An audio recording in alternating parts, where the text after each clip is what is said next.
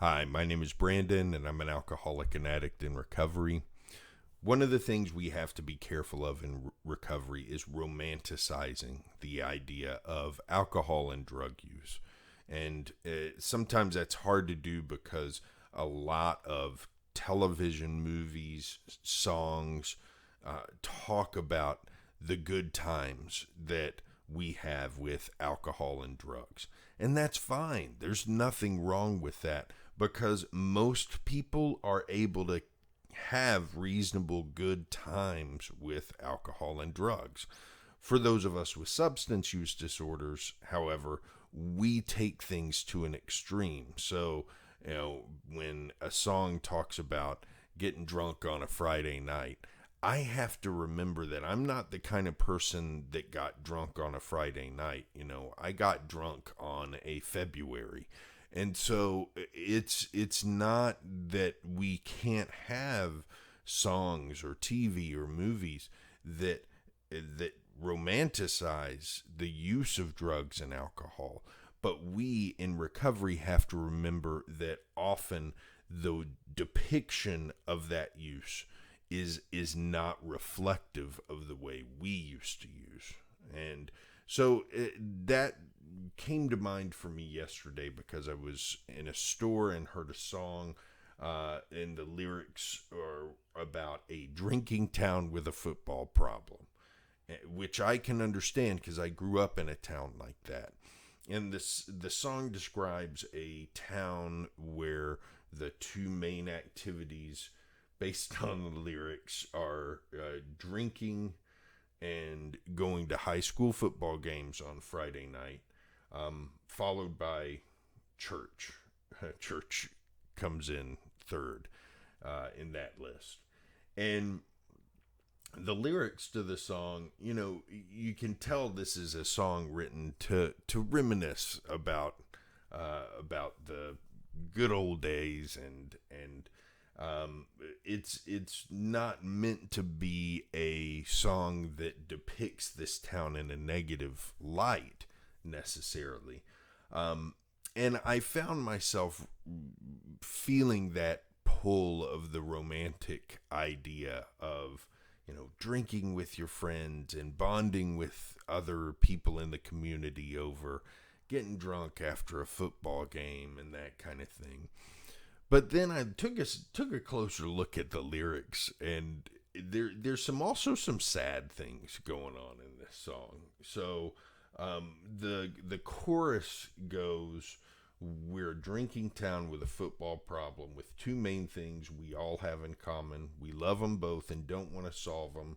We're a drinking town with a football problem." So this is good because the songwriters set us up to know we've got a problem, but we're not going to do anything about it. So it's always good to know that from the beginning. And so then it goes on to say, barn burners, nail biters, shift workers, firefighters, prom queens, outsiders, all living for the love of the game. And at first I was like, oh, this is a good lyric.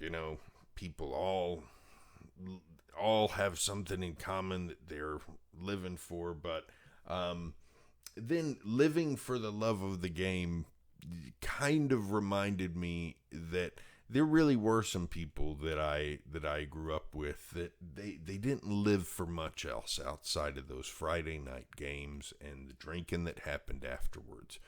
And to me, that's not a very romantic idea. That's not a very attractive thing now. I've got a lot of things in my life that I live for. And it reminded me of the singular purpose that I had when I was drinking and using, that I really lived for that one thing, and that was it. And these days, man, I can tell you all sorts of things that are important in my life. And I'll tell you, I'll take a tangent real quick and tell you, because I was living for one thing, I was really living for drinking and using, because I was living for that one thing, when that thing started to backfire on me, the questions that came to mind were not, should I stop drinking? Should I stop using? They were, should I stop living? And that's scary stuff. So, one of the blessings of recovery that I've found is that I have so many things to live for, that if something goes wrong with one of those things, well, that I need to work on it. I need to address it, but it's not the end of the world. So back to the lyrics. The next line is, we still tell the same old story, relive former glory. Went to state in 94. We got a trophy in the school hallway. The kids pass by it each day. And it was the line, we still tell the same old story and relive former glory, that got me thinking, this, I do understand, living in the past, relishing past victories, and not really thinking about what I need to be doing now. I've done that in the past in my addiction. I've also done kind of the flip side of that, which is reliving in old regrets, reliving in old fears, and not being able to focus on what I need to be doing now. Living in the past in general, whether you're doing it in a positive way and thinking about all the cool stuff you used to do, or in a negative way, usually it ends up turning negative. And the real secret to what I've been able to do in my recovery, and what a lot of other people do in their recovery, is figuring out how to live in this moment and live for this moment. And then the last thing that stood out to me was this line, when we win, we celebrate, and when we lose, we commiserate. Win or lose, we tie one on. And the idea of, no matter what happens, we get drunk. And that was the motto I lived by. No matter what happens in life, celebrate, reason to get drunk. Something bad happens, reason to get drunk. Woke up this morning, reason to get drunk. It rained today, reason to get drunk. It's sunny outside, reason to get drunk. Everything was a reason to get drunk.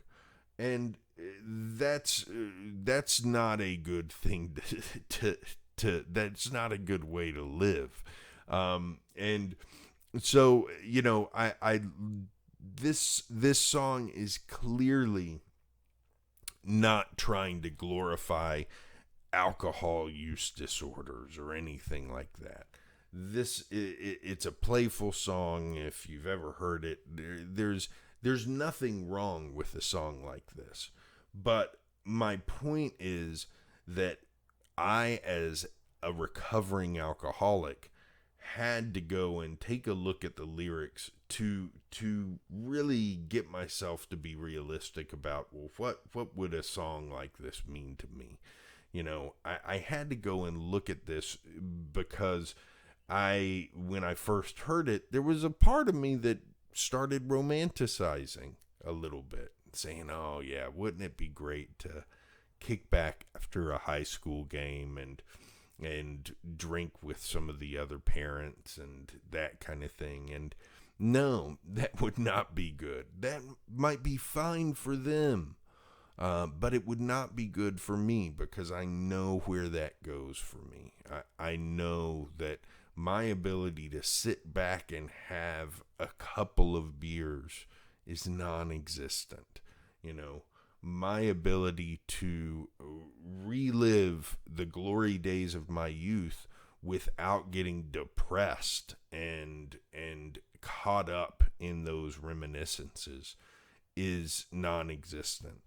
I live at such an extreme area of life that I don't have the privilege of doing some of these things that other people can do, as the Big Book of Alcoholics Anonymous says, with impunity. Other people can take a drink with impunity. Other people can relive their glory days with impunity. They don't have to worry about any major consequences for that. I do. And that's why, for me as an alcoholic, for me as someone with substance use disorder, I've got to look at living life moment to moment, really focus on that, and figure out how to get in that spot so that I'm not caught in a place where seeing a movie or hearing a song or reading a book that romanticizes alcohol or drug use makes me start to think that that's an attractive option for me again. That's it for today. I'll be back here tomorrow with more. In the meantime, hope you have a good one.